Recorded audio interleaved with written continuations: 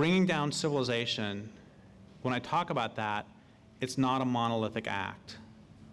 It's a billion different acts done by a billion different people. And part of my definition, actually my definition of bringing down civilization is depriving the rich of the ability to steal from the poor and depriving the powerful of the ability to destroy the world. Okay, that's nice, Derrick, but that doesn't alter the fact that there are people who are dependent upon this social system which is killing the planet. I mean, that's part of the problem, is that just like any good abusive situation, we have been made dependent upon the very system that's exploiting us. And part of the reason that we don't fight back more is because if your experience is that your water comes from a tap and that your food comes from a grocery store, not your head, not your heart, but your experience, if that's your experience, you will fight to the death to defend that system that brings you your food and water because your life depends on it. And similarly, if your water comes from a river and your food comes from a land base, people used to drink out of rivers, how quaint is that? If your experience is that your water comes from a river and that your food comes from a land base, you will fight to the death to defend that because your life depends on it. But we have all been so made dependent on this system. I mean, it becomes really problematical. It's very nice, Derrick, but what are you going to do about this? Anyway, back to the original thing, that taking down civilization is not a monolithic act. It's a billion different acts with a billion different moralities.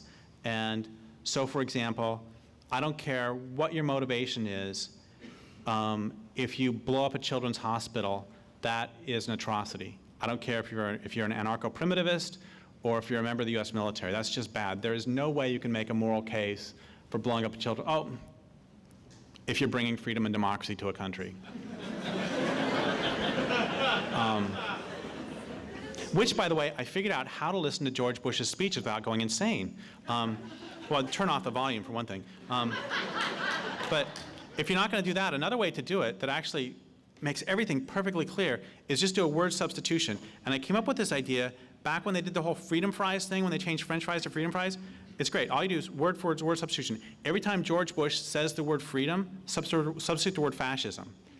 Every time he says the word democracy, substitute the word corporate control. So we're bringing freedom and democracy to Iraq. Damn straight. Oh, I want to say something else too, and we're going to get back to the other, don't worry. And everybody in here, of course, by now certainly knows why my books are written in a nonlinear fashion. Anyway, this whole we thing, you know, we're bringing freedom and democracy to Iraq, is just so weird, because one of the things I think we really need to do is break that identification with the system and with those in power. That's like this friend of mine called me up not very long ago, and she said, how much longer do you think we're going to be in Iraq? And I said, we're in Iraq? Oh my God, I thought we were in Northern California. And she's like, okay. How much longer do you think our troops are going to be in Iraq? I said, I got troops? Holy shit, will they do what I tell them? If I tell them to take out the Grand Coulee, will they do it? And she's like, Derrick, this is why I only call you once every 6 weeks. Anyway, so you know, I don't care what your motivation is, you cannot make a moral case for blowing up a children's hospital. That's just an atrocity.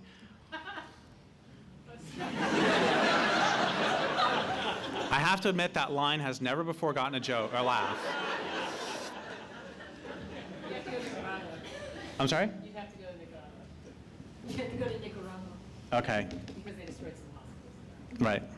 Well, but see, you can't make a moral case. Well, except if you're bringing freedom and...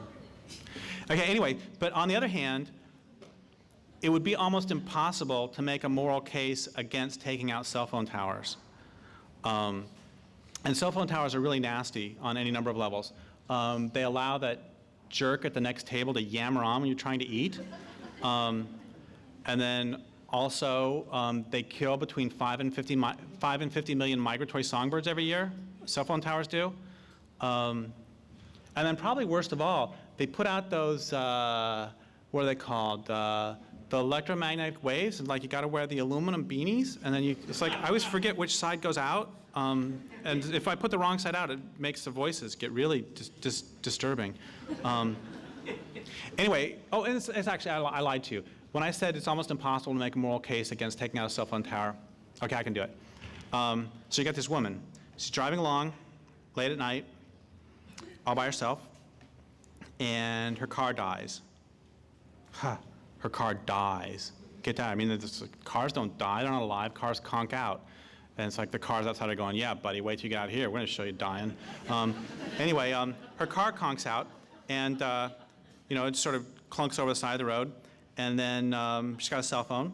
So she dials 911, and the cop says, I'll be right out to start your car. Go with it.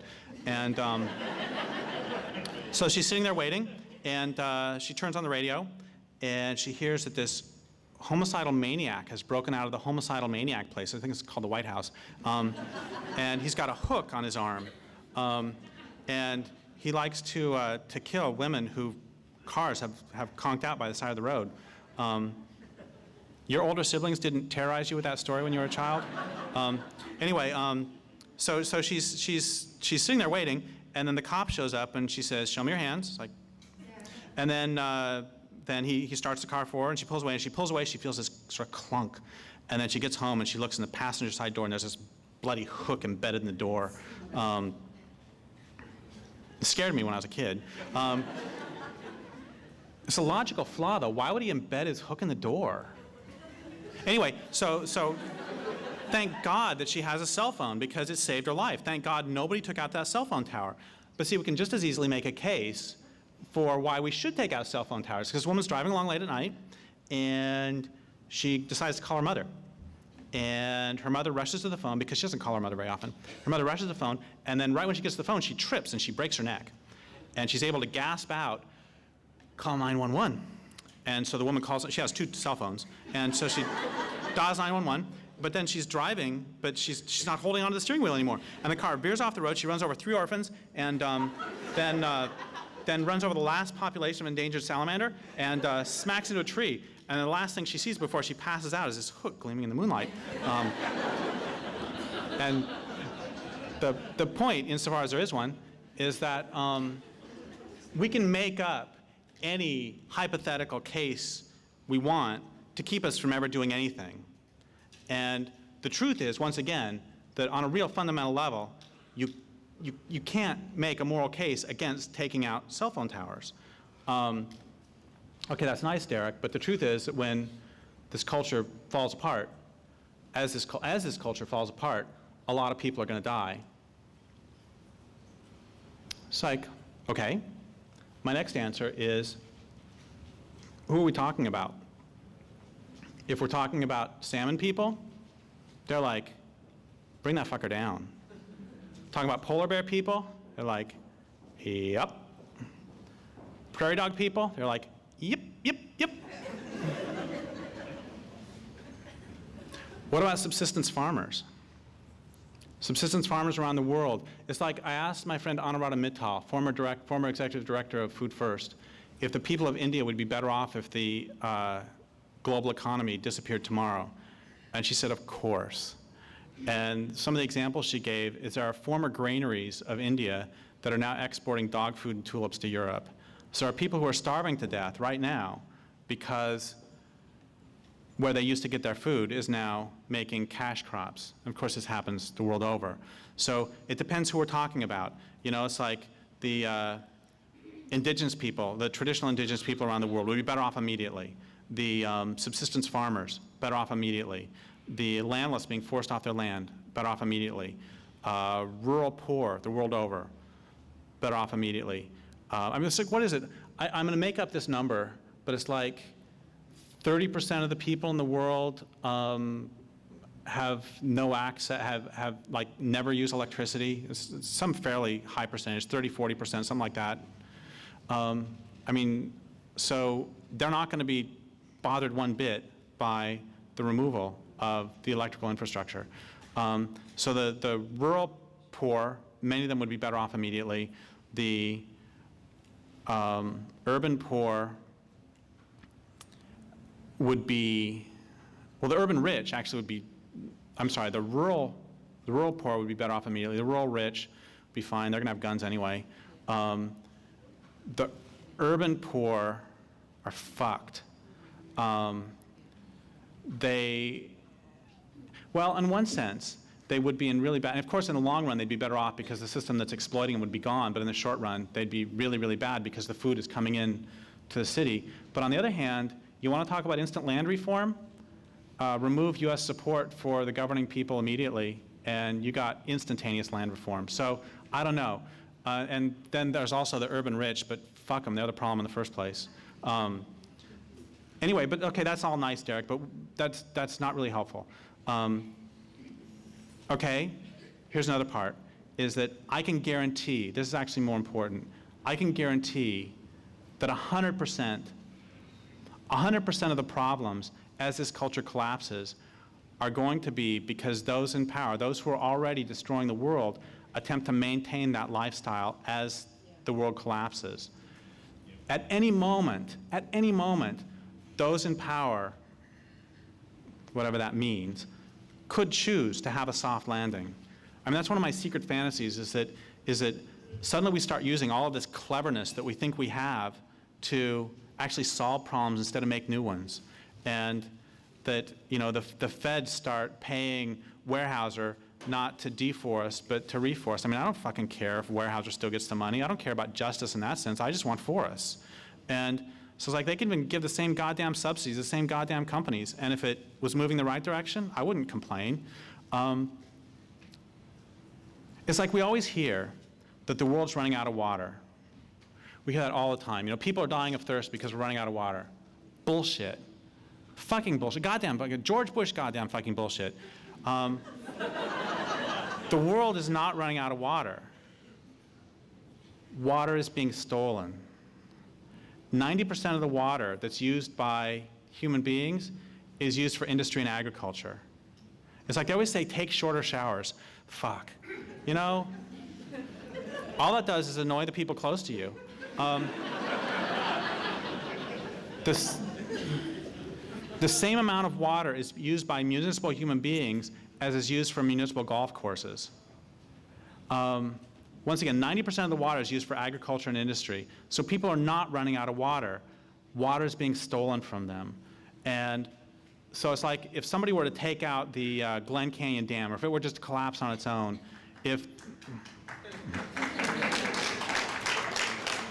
I know that if the capitalist press is still around, it would bray as one that, oh my God, the people in the Southwest are going to now die of thirst. But it's like, first, I wouldn't want to hear one word of complaint so long as there existed a single irrigated alfalfa field, a single irrigated citrus orchard, a single golf course, so long as Las Vegas still existed, so long as there existed one swimming pool, I wouldn't want to hear one word of complaint. It's like one of the reasons that Dianne Feinstein says that they need to raise the Shasta Dam is because, this is a direct quote, it is Californians' God-given right to water their lawns. You cannot argue with that logic. Except with explosives. And the FBI guy is going, except with explosives.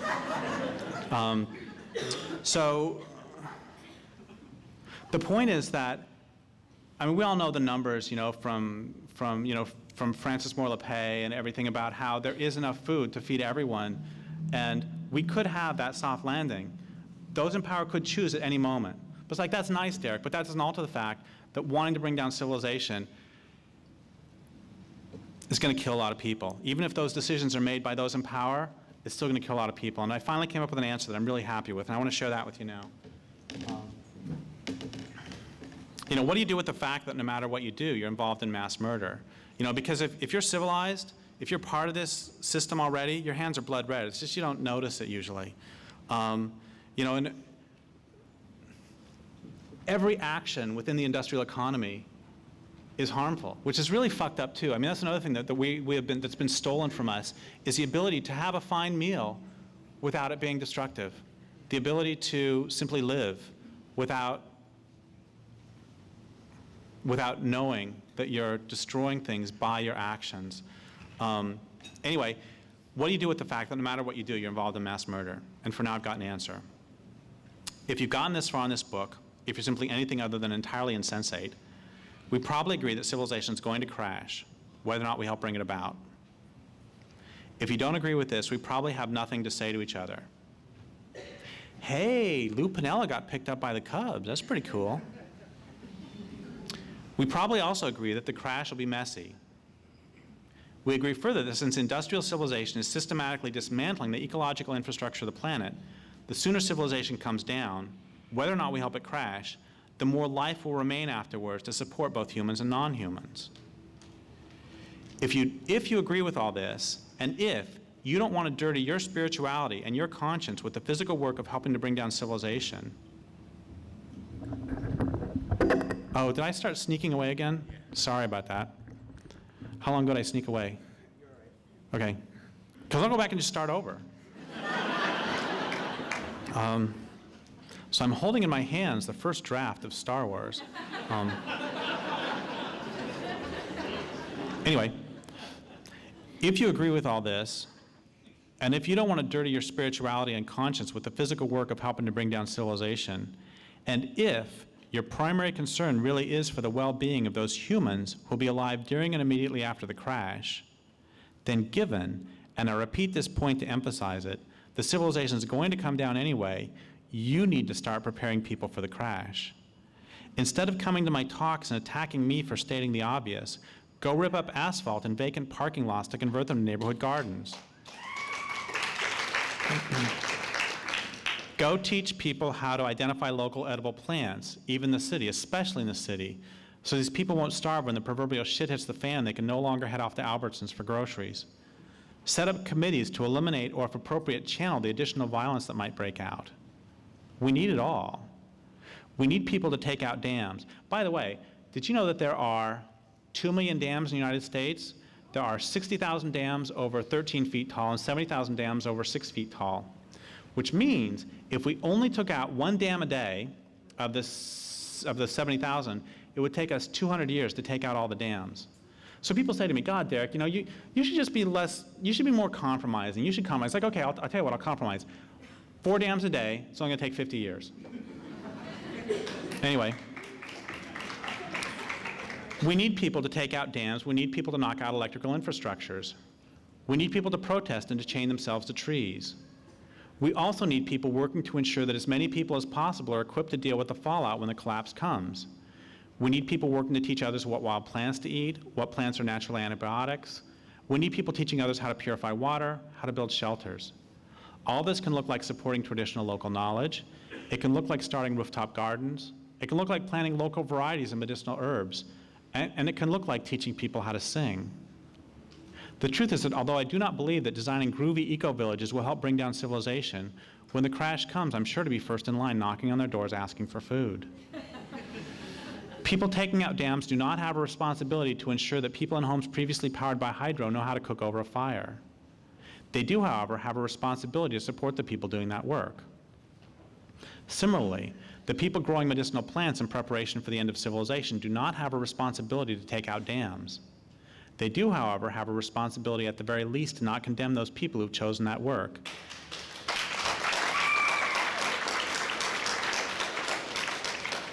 In fact, they have a responsibility to support them. They especially have a responsibility to not report them to the cops.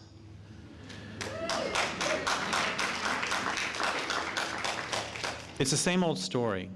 The good thing about everything being so fucked up is that no matter where you look, there's great work to be done.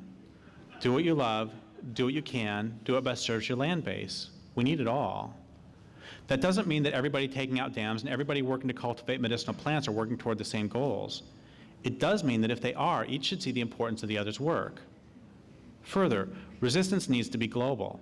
Acts of resistance are more effective when they're large-scale and coordinated. The infrastructure is monolithic and centralized, so common tools and techniques can be used to dismantle it in many different places, simultaneously if possible.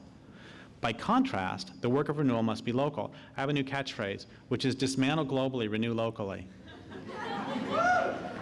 To be truly effective, another catchphrase I have is protect your land base. You can't have sex without it. Anyway, to be truly effective, acts of survival and livelihood need to grow from particular land bases where they'll thrive. People need to enter into conversation with each piece of earth and all its human and non-human inhabitants. That doesn't mean, of course, that we can't share ideas, or that one water purification technique won't be useful in many different locations. It does mean that people in those places need to decide for themselves what'll work. Most important of all, the water in each place needs to be asked and allowed to decide for itself. I've been thinking a lot again about the cell phone tower behind Safeway, and I see now how these different approaches manifest in this one small place. The cell phone tower needs to come down. It's contiguous on two sides with abandoned parking lots. Those lots need to come up. Gardens can bloom in their place.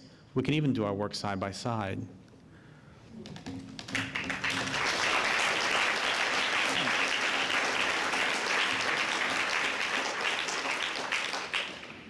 Okay, no segue at all. The next premise is the culture as a whole and most of its members are insane. I don't need to talk about that, do I?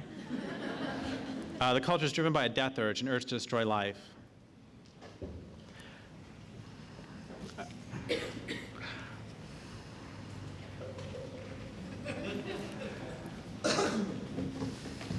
I don't know if this happens to you, but sometimes I'll just be sitting here, I'll be doing something else, and suddenly a vision of Angelina Jolie will appear before me.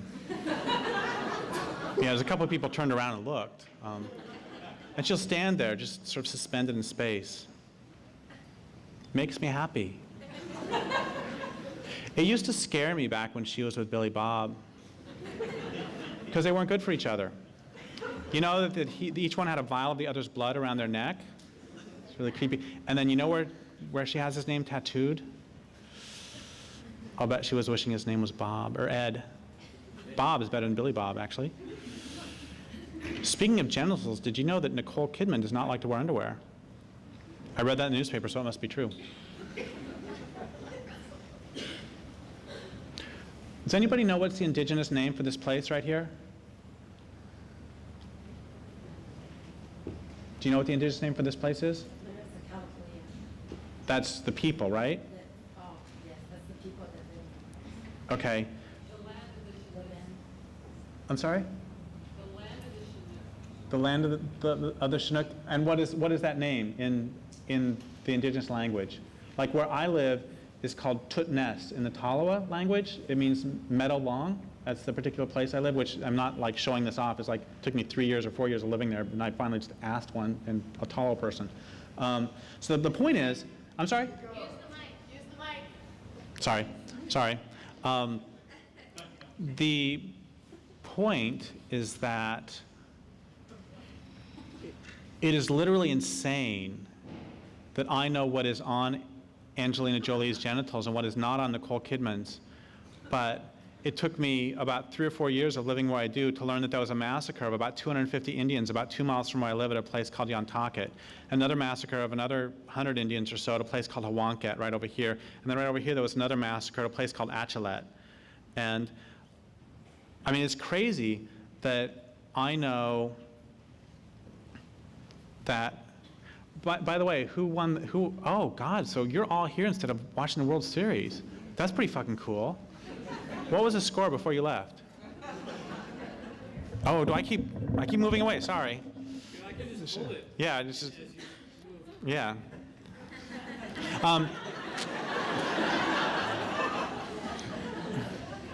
Anyway, it's insane that I know that the Mets would have had a better chance if Pedro weren't hurting, but I can't name 10 species of edible plants and fungi who live within 100 yards of my home. Part of the reason that we don't defend the places we live is because we don't live there.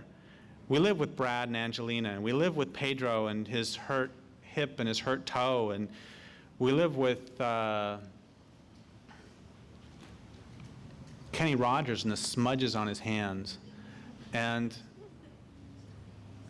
okay, so like I said, I don't think I can name 10 species of edible plants and fungi within 100 yards of my home. There's blackberries, huckleberries, salal, thimbleberry, salmonberry, blackberry. Oh, and there's those big red mushrooms with the white dots.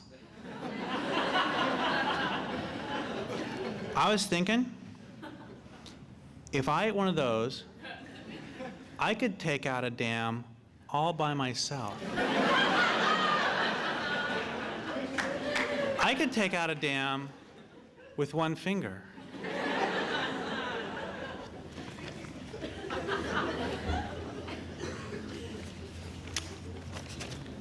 The 11th premise of the book is, from the beginning, this culture, civilization, has been a culture of occupation, and the government is a government of occupation. What does the government of occupation do? It moves in, it facilitates resource extraction and maximizes production. That's what they do. That's their job. What does the US government do? Moves in, facilitates resource extraction, and maximizes production. You know, and all of my American Indian friends are saying, so what the hell took you so long to figure this one out? I would like to read something about that.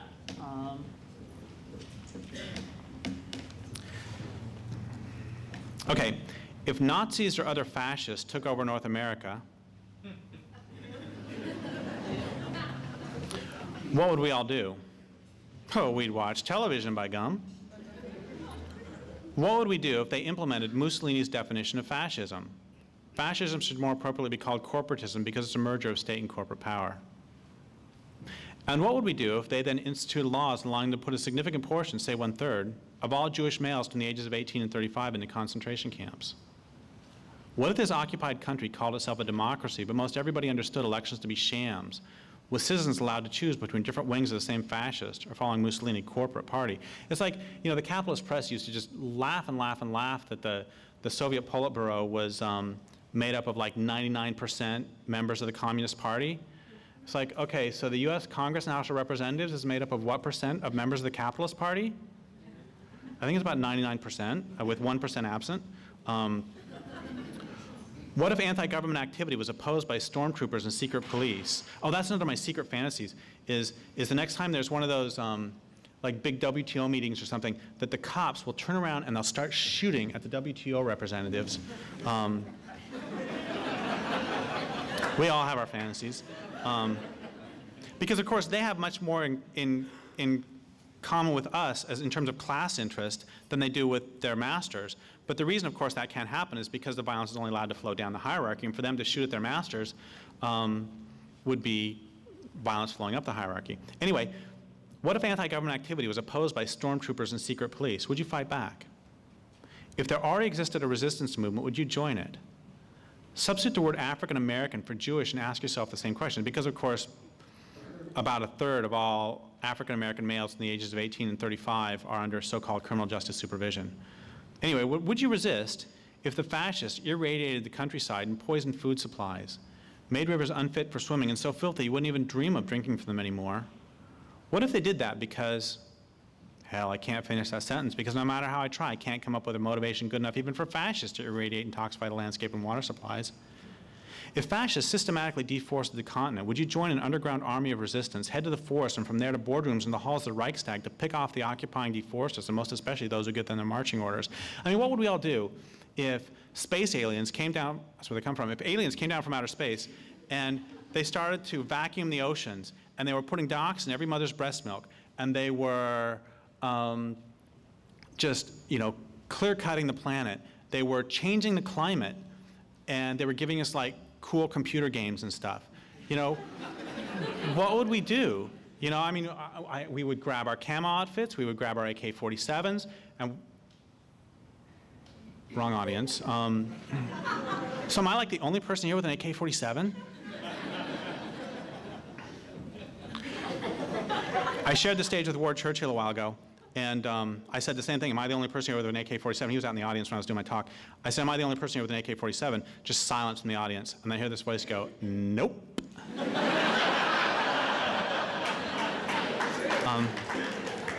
I mean, seriously, what would we do if instead of it being, you know, the US government, the corporations run by the US government, what if instead the Iraqis had invaded? You know, the Iraqis were so close to invading. You know, what if they were Iraqis who were doing all this? You know, we would fight back. Okay. So maybe your sense of kin, your sense of skin doesn't extend to the natural world. Maybe you don't yet love the land where you live enough that you'll fight for it. But what if the fascists toxify not only the landscape, but the bodies of those you love? What if their actions put dozens of carcinogens into the flesh of your lover, children, mother, brother, sister, father? How many people in here have had someone you love die of cancer? It's about 80%, 70%. Would you fight back? What if the fascists toxify your own body? Would you still cling to the illusion that their edicts carry more weight than that brought to bear by their secret and not so secret police? Would you work for this regime? Would you teach others its virtues? Or would you fight back? If you won't fight back when they toxify your own body, when precisely will you fight back? Give me, and more importantly yourself, a threshold at which you'll finally take a stand. If you can't or won't give the threshold, why not? None of these questions are rhetorical. The questions are real. They are, at this point, some of the most important questions there are. So what I'd like to do is, I've got 3 more premises I want to talk about. Well, I want to do 2 premises. I want to bash pacifism, and then I want to bash hope, and then read 2 things real fast, and then we're done. Okay. Next premise. There are no rich people in the world, and there are no poor people. There's just people. The rich may have lots of pieces of paper that many pretend are worth something, and the poor may not. The rich claim they own land, and the poor are denied the right to make the same claim. A primary purpose of the police is to enforce the delusions of those with lots of pieces of paper. Those without the papers generally buy into these delusions almost as quickly and completely as those with. Those delusions carry with them extreme consequences in the real world. What I mean by this is Weyerhaeuser doesn't own any land. Weyerhaeuser doesn't actually exist. But insofar as we pretend it exists, we all agree that Weyerhaeuser owns land. But Weyerhaeuser doesn't own any land. It's like there's a bunch of cars out there, but they don't belong to anybody. And I can say this because, of course, my truck is like 500 miles away. But we all agree that this person owns this land, and this person owns this land, and these corporations own this much land. And did you know, by the way, that land ownership concentration in the United States is, land ownership is more concentrated in the United States than it is in so-called banana republics like Honduras? I don't remember the numbers, they're in Strangely Like War, but it's basically, oh, I'm not even going to make them up, but the rich own lots of land. The point is, that's just a cultural convention. We all agree that Weyerhaeuser owns land. Those agreements have consequences in the real world. I want to be really clear about 2 things. One is, I'm not saying there is no such thing as ownership of land. The Tolowa own the land where I live. They don't have a piece of paper that says it's theirs, but they own it. And the reason they own it is because they lived there for 12,500 years, and their blood is mixed with the soil. The other thing I want to be clear that I'm not saying that all cultural conventions are bad. What I'm saying is that with all the world at stake, we might start beginning to examine which of the cultural conventions we want to keep and which ones we want to get rid of. And allowing corporations to exist is one we might want to consider getting rid of. And allowing corporations to own land is one we may wish to get rid of. Okay, next premise. Those in power rule by force, and the sooner we break ourselves of illusions to the contrary, the sooner we can at least begin to make reasonable decisions about whether, when, and how we're going to resist. We'll skip the 14th and do the 15th premise. I love this one. Love does not imply pacifism. I get this book, they're 2 big books, and they really were they're originally supposed to be pamphlets. And you're seeing now, several hours later, why they ended up. And what it was going to be, I found that when I would do talks about fighting back, that the resistance, that the response by the audience was really predictable. And that's sort of a lot of mainstream peace and social justice activists and a lot of mainstream environmentalists, their response would be to put up what I've taken to calling a Gandhi shield. And they would say the words Gandhi, Martin Luther King, Dalai Lama again and again as fast as they can to keep all evil thoughts at bay. And then grassroots environmentalists would do the same thing, but then they would come up to me after the talk and they would say, "Thank you for bringing this up." And then other groups of people like prisoners and family farmers, survivors of domestic violence, American Indians, radical environmentalists, I know I'm missing the poor, a lot of people of color would have an entirely different response, which is they would look at me like, "So can you tell us something we don't know? And let's go, bro." And I realized the difference was that for those latter groups, violence is not some theoretical question to be puzzled through. It's simply a part of life. That doesn't mean you participated in it, doesn't mean you don't participate in it, but it's not some abstract or spiritual question. Not to say that... I'm sorry? That means you understand it. It means you know it in your body. Why it needs to happen. Yeah. And then the next part of it was that I found that a lot of the responses that I was getting were really stereotypical, not from those latter groups, but from the former group. There was all these cliches that were getting thrown out that the more I thought about them, the less that they meant. Like people would say, oh my God, Derrick, if you had enough love, you would never suggest fighting back because if you love, you don't fight back. And I don't think that love implies pacifism, and I think that Mother Grizzly Bears will back me up on this one. I grew up in the country, and in my life, I have been attacked by mother horses, cows, dogs, cats, geese, chickens, mice, hawks, eagles, hummingbirds, spiders, who thought I was attacking their babies. And if a mother mouse is going to take on somebody 8,000 times her size, what the hell's wrong with us? And then another one is, you can't use the master's tools to dismantle the master's house. And I love Audre Lorde. She's great. A, she's not a pacifist, and anybody who ever says this in sort of a pacifistic sense has never read her essay, because it has nothing to do with pacifism. It has to do with we need a wide range of voices, is actually what the essay's about. But as much as I love Audre Lorde, I'll tell you this much. She never worked construction, because it doesn't matter whose goddamn tools you use. You use my tools, you use your tools, master's tools, doesn't matter. And there's another problem with that too, which is it presumes that the house belongs to the master, but it's just a house. And it also presumes that the tools belong to the master. It presumes that violence is one of the master's tools. Those in power are trying to tell us that they own the land. They're trying to tell us that they own the water. They're trying to tell us they own genetic materials. I'll be goddamned if I'm going to give them violence too. And once again, I think Mother Grizzlies are going to back me up on this one. What's another one we always hear? Oh God, this one's embarrassing. This is so embarrassing. How many people in here have the book A Language Older Than Words? Okay, those of you who have that book, do you also have like a straight razor or a razor blade? Okay, what I would like for you to do is the chapter Violence Revisited, take the razor, cut the pages out, crumple them up, and throw them away. Put them in the fire. Because, oh God, this is so embarrassing. It's like admitting I'm a compulsive masturbator, which I'm not.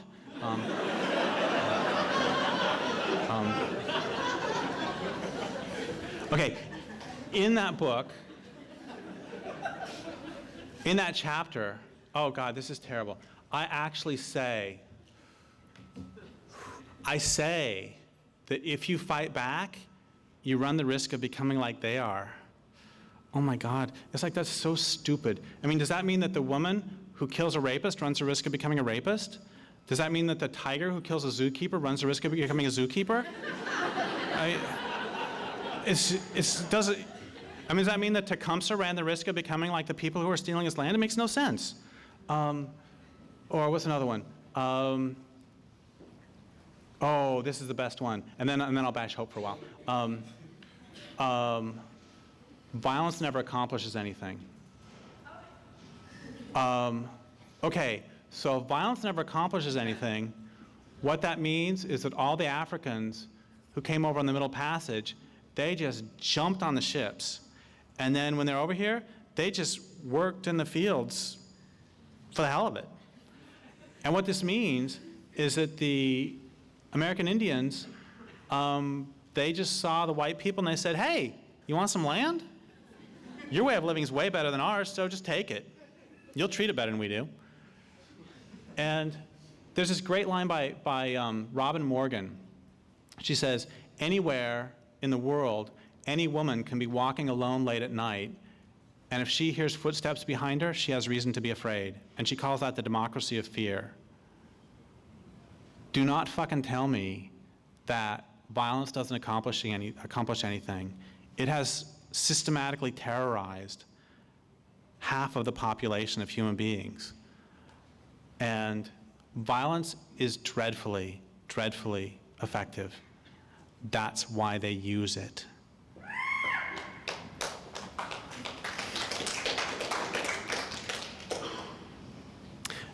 Okay, so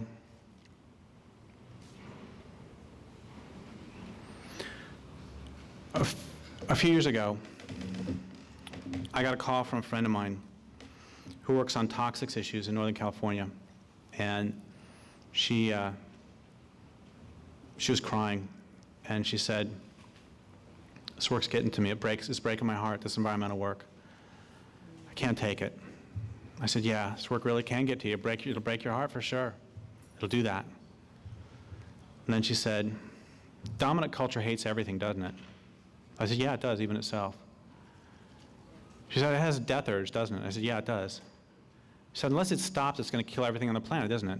I said, "Yeah, it is, unless it stopped." And then she said, "We're not going to make it to some great new glorious tomorrow, are we?" And I said, "I've been waiting for you to say that."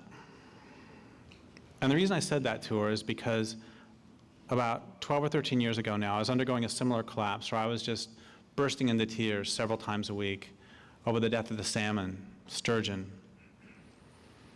bull trout, Selkirk caribou. And a lot of my environmentalist friends were saying, "God, Derrick, take some time off. You know, the problems will still be there when you come back." It's so funny. I can always tell activist audiences because they laugh at that, and non-activist audiences don't get the joke. Anyway, I knew that I didn't need to just take time off and then come back to the same old thing. I knew that I had to keep pushing, because if you're not going to cry about the death of the salmon, what are you going to cry about? If tears mean anything. And so I just kept pushing. And then one day I called this American Indian friend of mine, Jeanette Armstrong. She's an Okanagan writer and activist. And I said, "You know, this work's killing me. It's breaking my heart." She said, "Yeah, it'll do that." I said, "You know, the dominant culture hates everything, doesn't it?" She said, "Yeah, it does, even itself." I said, "It has a death urge, doesn't it?" She said, "Yeah, it does." I said, "Unless it stops, it's going to kill everything on the planet, isn't it?" She said, "Yeah, it is, unless it stopped." I said, "We're not going to make it some great new glorious tomorrow, are we?" And then she said the best thing she could possibly say, which is, "I've been waiting for you to say that." And the reason that was the best thing she could say is because it normalized my despair.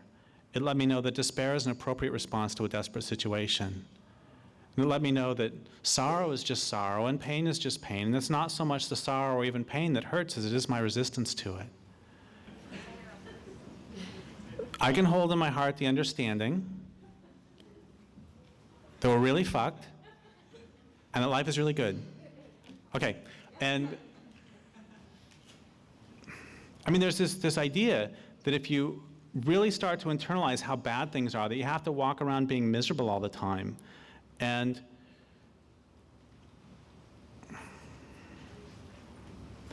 it's like I got this letter from somebody once asking how my anger at the dominant culture affected my sex life. And I was really tempted to respond, "That's a question to which you will never know the answer." But I realized that what that question's about is that question presumes that anger is a shotgun, and that if I'm angry at the dominant culture, and if I'm angry at corporations, I'm angry at my friends. But the truth is, I'm angry at the things that make me angry, and I'm not angry at the things that don't make me angry. And I'm happy because of the things that make me happy, and I'm not happy because of the things that don't make me happy. What a concept. And so anyway, one of the really important things was that I realized that I could feel all those things, and it wouldn't kill me. But there's something even more important happened, which is that I realized that I could feel all those things and it would kill me. And there's a wonderful thing about being dead, which is that once you're dead, they can't touch you anymore. You can still sing, and you can still dance, and you can still make love, and you can still fight like hell, but they can't touch you. Not with threats, not with promises, not with violence, not with anything. The smartest thing the Nazis did was they made it so that at every step of the way, it was in the Jews' rational best interest to not resist. Would you rather get an ID card, or would you rather resist and possibly get killed? You want to move to a ghetto, or do you want to resist and possibly get killed?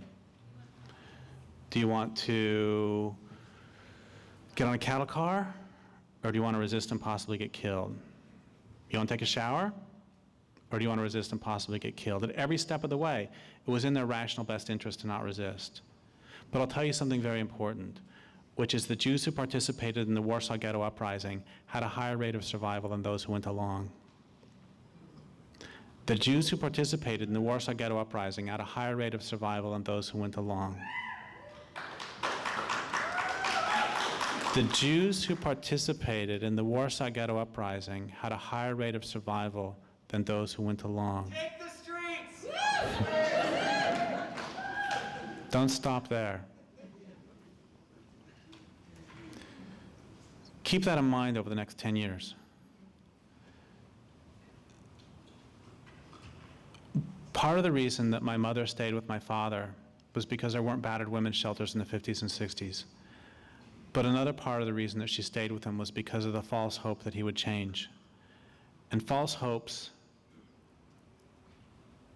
bind us to unlivable situations, and they blind us to real possibilities. Does anybody really think that Weyerhaeuser is going to stop deforesting because we ask nicely? Does anybody really think that Monsanto is going to stop Monsantoing because we ask nicely? Some Democrats brought me to do a talk somewhere, and God, it was so funny. It was close to home, so my mom came along, and it was so funny. They asked me, so what are you going to talk about tonight? And I said, they had dinner for me beforehand, and they said, what are you going to talk about tonight? I said, I'm talking about bringing down civilization. It was like dead silence. And then later on, during the dinner, one of the people saying, God, if we can just take over if we can just get a Democrat in the White House, things are going to be okay. And if we can just take over the House and the Senate, things will be okay. I'm thinking, yeah, I wouldn't mind taking over the House and Senate, but I mean it differently than you do. It's a joke, Mr. Gonzalez. Put away the electrodes. Anyway, so they're saying all this about, if we could just take over the House and the Senate. And my mom said, the Democrats are just as controlled by corporations as Republicans are. And it was so funny, because it was just like my mom had just hiked up a cheek and farted. Because they, it's silence, and then noses are wrinkling. And then finally somebody says, could you please pass the hummus? It's really delicious. So what are the false hopes that keep us bound to the system? I mean, it's like Zygmunt Bauman said about World War II in his great book, Modernity and the Holocaust. He said in there that rational people will go quietly, meekly into a gas chamber if only you allow them to believe it's a bathroom. And I would say that rational people will go quietly, meekly to the end of the world if only you allow them to believe that recycling is going to make a difference. So what are the false hopes that keep us bound to the system? What are the false hopes that keep you chained? But the problem isn't just false hopes, but it's hope itself. What is hope? I was bashing hope a few years ago, and somebody in the audience shouted out, what is hope? And it's like, I got no idea. I've been bashing it for years. I have no idea what I'm talking about. And I asked the audience, what's your definition of hope? And the definition they came up with is great, which is hope is a longing for a future condition over which you have no agency. Hope is a longing for a future condition over which you have no agency. I mean, that's how we use it in everyday language.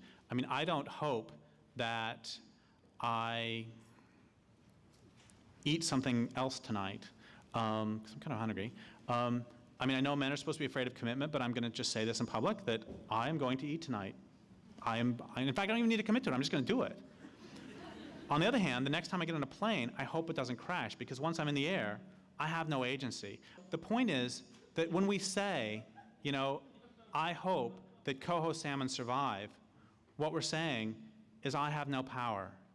I have no agency. What salmon need to survive? It's very, very simple. Salmon need 6 things to survive. They need for dams to be removed. They need for industrial logging to stop, industrial fishing to stop. They need for the oceans not to be murdered. They need for global warming to stop, which means that they need for the industrial economy to stop and the oil economy to stop. And they need for industrial agriculture to stop because of runoff. Those are all straightforward technical tasks. I didn't say they're not daunting, but they're straightforward technical tasks. When people say, gosh, how can we save the salmon? Well, it's real easy.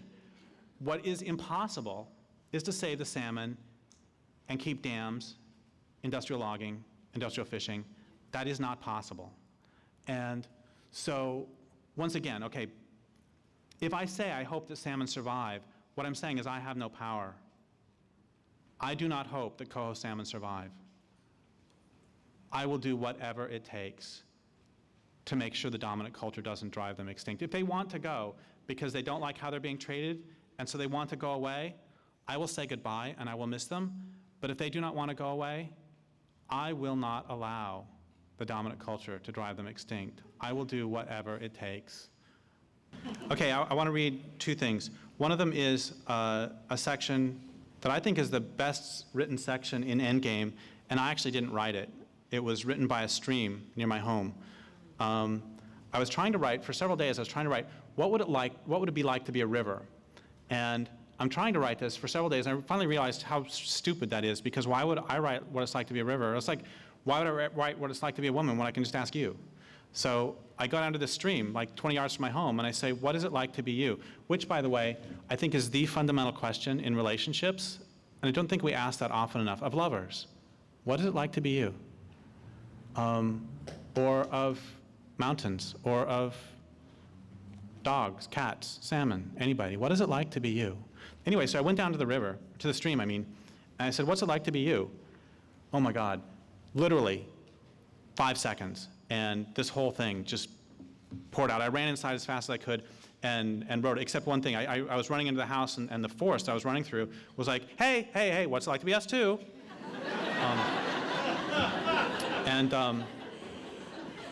And so this is a section that was written by the forest and the river and the forest behind my home.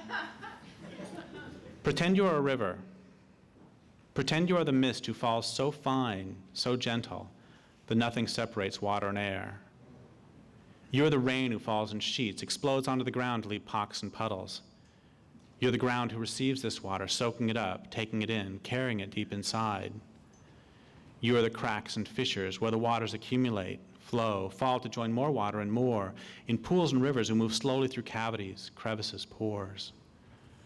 You are the sounds and silence of water seeping or staying still. You are the meeting of wet and dry, the union of liquid and solid, where solids dissolve and liquids solidify. You are the pressure who pushes water through seams. You're the rushing water who bubbles from the earth. You're a tiny pool between rocks. You overflow, find your way to join others who, like you, are moving, moving. You're the air at the surface of the water, the joining of substantial and insubstantial, the union of under and over, weight and not weight. You are the riffle, the rapid, the tiny waterfall who turns water to air and air to water. You are the mist who settles on the soil. You're the plants who drink the mist, and you're the sun who warms and feeds them. You are the fish who feed on insects, who feed on plants, who feed on soils, who feed on fish. You're the fish who become soils, who become plants, who become insects, who become fish, who flow down the river. You are the river who joins other rivers to become a new river who's all the rivers and something else. You are the river. You do not stop at the banks where liquid turns to solid. You reach into the sky and into the soil. Water moves through rocks, comes up to form pools far from the fast flow where the rivers move together, seeps down to join still waters deep below the surface, waters who sleep and wake and sleep and mingle with the stones who are the river too. You are the river who's married to the mountains you've known since they were young, who've given themselves to you as you've given yourself to them. You are the canyons you nestle into, each year deeper than the year before. You are the forests who give you their fallen trees, and the meadows you flood and who feed you back their fruits and fine insects, who fly to your surface to be taken in by the fish who with their own bodies again feed the meadows. You are the river who feeds the ocean, who feels the tides pushing and pulling against your mouth, the waves mixing fresh and salt. You are that intermingling. That's who you are. That's who you've always been. You are the river. You've lived with volcanoes and glaciers. You've been dammed by lava and ice. You've carried log jams so large and so old they grow their own forests, with you running beneath. You've lived through droughts and floods. You are the river. You miss the salmon. You miss the sturgeon. You miss the ocean. You miss the meadows. You miss the forests. You miss the beavers and otters and grizzly bears. You miss the human beings. You are the river. You want them back. You want to feel the tickling of the sturgeon, the thrusting of the salmon. You want to carry food and soil to the ocean. You want to cover the meadows as you used to, and you want to give yourself to them, and you want them to give themselves to you as you've done forever and as they have too. Now, pretend you're a forest. You're the bark of trees and the hairy moss who hangs from them. You're the duff who becomes soil, who becomes trees, who becomes seeds, who becomes squirrels, who become owls, who become slugs, who become shrews, who become soil. You are the trees who cannot live without the fungi, who cannot live without the voles, who cannot live without the trees. You're the fire who cannot live without the trees, who cannot live without the woodpeckers, who cannot live without the beetles, who cannot live without the fire. You are the wind who speaks through the trees and the trees who speak through the wind. You're the birds who sing and the birds who do not. You're the salamanders, the ferns, the millipedes, the bumblebees who sleep on flowers, waiting for the morning to warm you up so you can eat and fly on home. You too have lived through drought and flood, hot and cold. You too miss the salmon. You miss the owls, the grizzly bears. You miss the rivers. You miss the human beings. You want them all back. You need them back or you will die. And finally, thank you.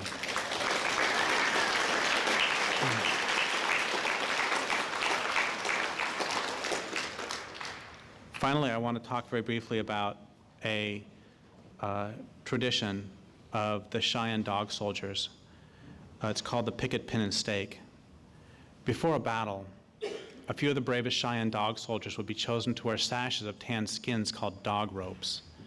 Attached to each dog rope was a picket pin, normally used to tether horses. During battle, the pin would be driven into the ground as a mark of resolve. Once the pin was driven, the dog soldier would remain staked to that piece of ground, even to his death. Retreat was no longer an option.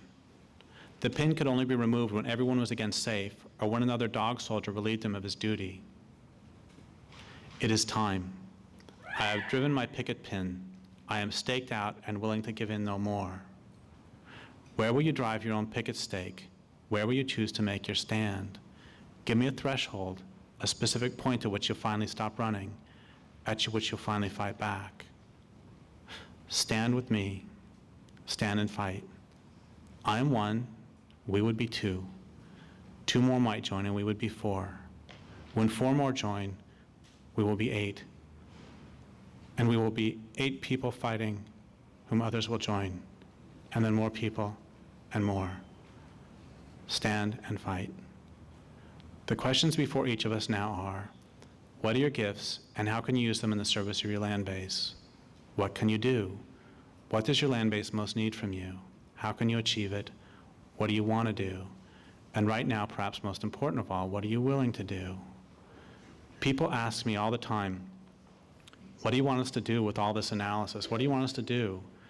And I always say, don't listen to me. If you want to know what to do, go down to the Columbia.